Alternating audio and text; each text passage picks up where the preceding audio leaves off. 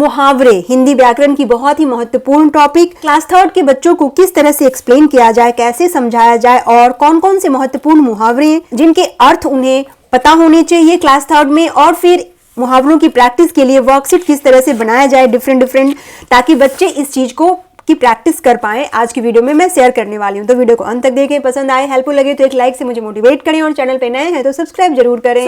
First of all, मुहावरे किसे कहते हैं? तो बच्चों को बताइए कि किसी भी बात को हम दो तरह से कह सकते हैं। जैसे सामान्य तरह से बोलेंगे पुलिस के आते ही चोर भाग गया, तो ये सामान्य तरीका हो गया, बोलचाल में हम ऐसे ही बोलते हैं। लेकिन अगर कुछ अलग बोलना चाहे विशेष तरह से, तो हम बोलेंगे पुलिस के आते ही चोर 9-2-11 हो गया। तो ये 9-2-11 का मतलब क्या हुआ? भाग गया। तो ये 9-2-11 वर्ड जो हम यूज कर रहे हैं ही मुहावरे कहलाते हैं, जिनका अर्थ है भाग जाना। लेकिन ये सीधे तरह से सामान्य तरह से नहीं बोल रहे हैं कि भाग गया, हम बोल रहे हैं 9-2-11 हो गया मतलब भाग गया।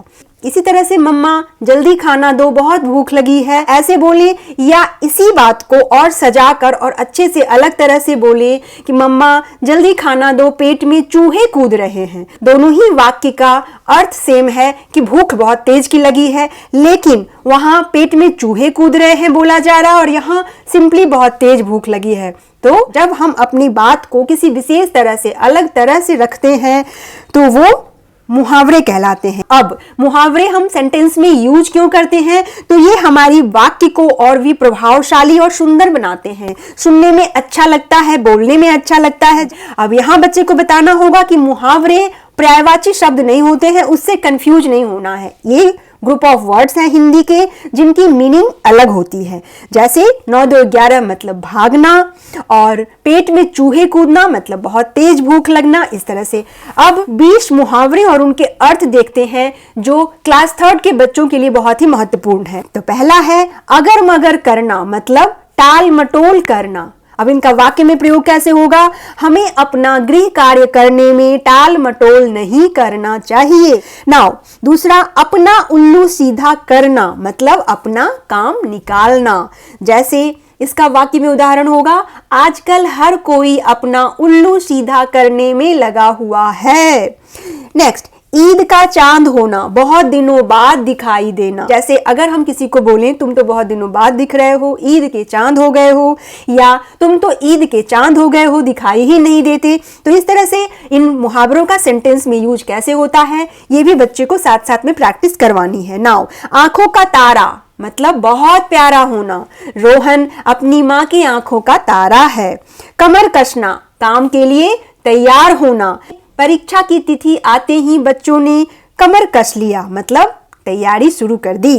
दाल न गलना, काम न बनना। अब अगर किसी को कहें चलो यहाँ से, तुम्हारी दाल यहाँ नहीं गलने वाली है, मतलब तुम्हारी काम यहाँ नहीं होने वाली है।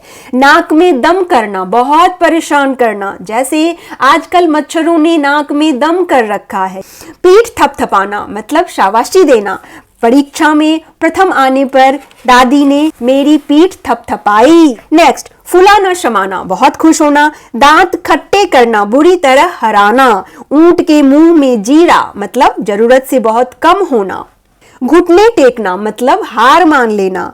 काम तमाम करना मतलब नष्ट कर देना। कान भरना, चुगली करना। लाल पीला होना, गुस्सा करना। हाथ मलना, पछताना। कान खड़े करना, चौकन्ना रहना। 9-2-11 होना, भाग जाना। टांग अड़ाना, अड़चन डालना। और खोदा पहाड़ निकली चूहिया मतलब परिश्रम का बहुत कम फल मिलना। ये हो गए 20 महत्वपूर्ण मुहावरे और उनके अर्थ, जो बच्चे को धीरे धीरे थोड़ा थोड़ा करके लर्न करवाइए, बार बार पूछते रहिए। अब उनकी प्रैक्टिस के लिए वर्कशीट देखते हैं। तो फर्स्ट वर्कशीट इस तरह से बनाइए कि मुहावरों के सही अर्थ के सामने टिक का निशान लगाओ। जैसे फुलाना शमाना, तो इसके लिए 4 ऑप्शन दिए हुए हैं, सही ऑप्शन को टिक करना है। तो मोटा हो जाना, मजाक करना, बहुत खुश होना या पछताना। तो फुलाना शमाना मतलब बहुत खुश हो जाना, तो ये टिक हो गया। कान भरना, कान में मैल जमा होना, गुस्सा करना, कान कुरेदना या चुगली करना। तो कान भरना मतलब चुगली करना। घुटने टेक देना, हार मान लेना, घुटनों में दर्द होना, बात मान लेना या सो जाना। तो हार मान लेना मतलब घुटने टेक देना। टांग अड़ाना मतलब लात मारना, तंग करना, रुकावट डालना या डराना। तो मतलब रुकावट डालना होता है। नेक्स्ट, लाल पीला होना ऑप्शन है खुश होना, हैरान होना, बहुत क्रोधित होना या डर जाना। तो लाल पीला होना मतलब बहुत क्रोधित होना, गुस्से में बहुत ज्यादा होना, यानी लाल पीला होना, ये हो गया। नाउ नेक्स्ट वर्कशीट, मुहावरों को उनके अर्थ से मिलाओ। अब मुहावरे लिख दीजिए एक साइड और एक साइड उनके अर्थ को लिख दीजिए। बच्चों को मैचिंग करना है सही अर्थ के साथ। मैचिंग बच्चों का फेवरेट होता है, तो इस काम में उन्हें बहुत मजा आएगा। अंगारों पे पैर रखना मतलब खतरा मोल लेना, ये इससे मैच हो गया। टांग अड़ाना मतलब किसी काम में अड़चन डालना। लाल पीला होना बहुत गुस्सा करना, कान खड़े करना, चौकन्ना होना। कमर कसना मतलब काम के लिए तैयार हो जाना। इस तरह से फटाफट मैचिंग हो जाएगा अगर बच्चों ने मुहावरे के अर्थ को लर्न किया हुआ है। नाउ नेक्स्ट वर्कशीट, सही मुहावरे का प्रयोग करके वाक्य को पूरा करें। मतलब हेल्प बॉक्स में दिए हुए मुहावरे को सेंटेंस में सही सही पुट करना है। इनिशियली आप ये दे सकती हैं और बाद की प्रैक्टिस में आपको ये भी नहीं देना है, बस बच्चे को सोचना है सेंटेंस में मीनिंग में कौन सा मुहावरा फिट हो रहा है, लिख देना है उसे। जैसे कक्षा में प्रथम आने पर दादाजी ने मेरी डैश, तो क्या होगा, पीठ थपथपाई। रोहन अपने माता पिता की डैश है, तो माता पिता की आंखों का तारा है।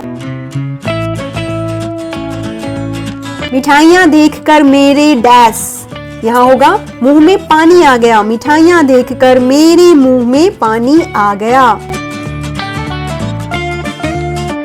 भूख के मारे नेहा के डैश लगे, क्या लगे, पेट में चूहे कूदने लगे। नाउ अधूरी मुहावरों का मिलान करो। अब मुहावरे के आधे पार्ट यहाँ लिखे हुए हैं और आधे पार्ट इधर हैं, दोनों को सही सही मैच करना। जैसे अपना उल्लू, तो क्या होगा, सीधा करना, अपना उल्लू सीधा करना, ये मुहावरा बन गया। 9 2 11 होना, कान भरना, ऊंट के मुंह में जीरा, अंगारों पर पैर रखना, खोदा पहाड़ निकली चूहिया। इस तरह से अगर बच्चे मुहावरों को लर्न कर चुके हैं तो इस काम को भी वो तुरंत कर लेंगे।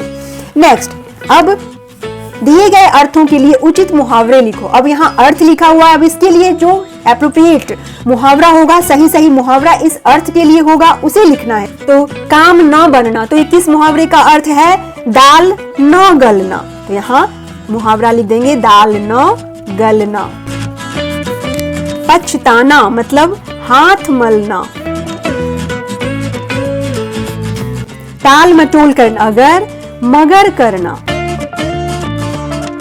चुगली करना, ये अर्थ है मुहावरा कान भरना का। जरूरत से बहुत कम, तो ये हो जाएगा ऊंट के मुंह में जीरा।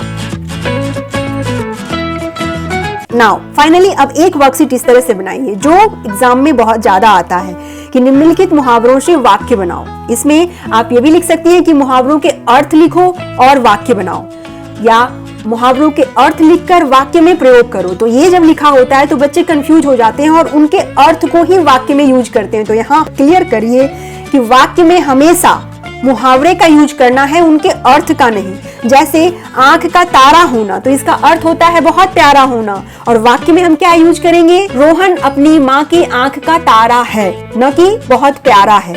वाक्य में प्रयोग हमेशा हमें मुहावरे को करना है।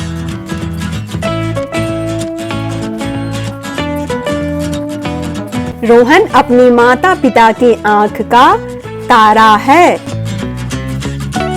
नेक्स्ट, नाक में दम करना, इसका अर्थ होता है बहुत परेशान करना। तो आजकल महंगाई ने नाक में दम कर रखा है। फुलाना शमाना, बहुत खुश होना। तो परीक्षा में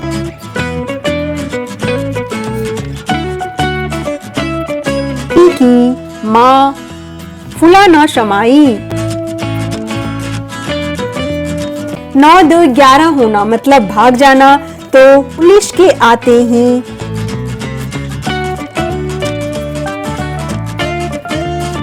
चोर 9 2 11 हो गया।